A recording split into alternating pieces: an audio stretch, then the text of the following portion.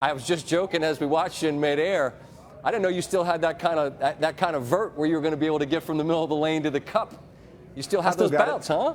I still got it. I don't know what it is. My father passed along some good genes, so it'll last me a couple more years. But it's a great feeling. So happy for my teammates, organization, the fans.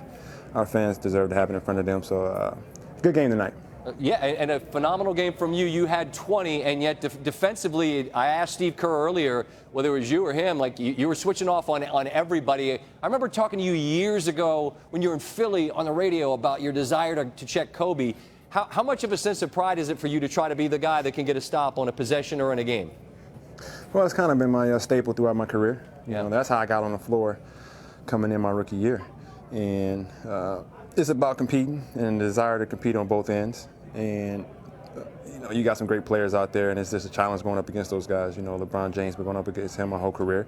We've seen a lot of each other, great battles, and I've been seeing a lot of Kyrie throughout this series as well. So I'm having fun actually playing defense. So you just got to embrace it, and I always tell the guys, embrace adversity and embrace the tough parts of the game, because that's what makes it so much fun, and that's where the joy comes from. And when you put it all out there, and I'm definitely done. If we had a game 6, I wouldn't have been able to play. So I left it all out there tonight. Well, that's fascinating to hear, because I would think that sometimes it would almost get discouraging trying to check those two guys in particular, because success is so difficult to find. How do you kind of keep your brain in it when those guys are going to get theirs? Well, you're just making it hard as possible for them, And Clay played awesome defense on Kyrie throughout the series. It's just, this kid's an unbelievable talent. I thought he was the Finals MVP last year. Not taking anything away from LeBron. LeBron, top 2, top 3 player of all time. But Kyrie really was amazing last year, and he was amazing again this year. And then Clay just made it really hard for him. He just made some tough shots, and you just try to tire guys down. They're gonna make some tough shots. It's a scorers league, and I think it worked for us as far as they had dead legs. LeBron in the post late in the fourth. It was hard for him to get shots to go in.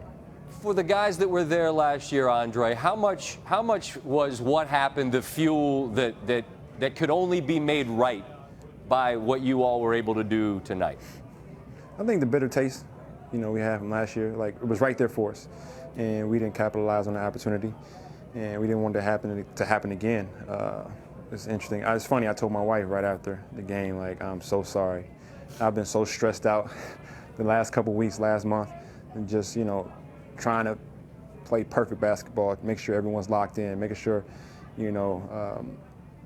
we're crossing our T's and dotting our I's on every little thing. And Steve Kerr always jokes with me about sometimes being the only adult in the room, and that's a stressful job. So when that buzzer sounds, you just let all the stress out, and it's just so joyous, and it's truly a blessing.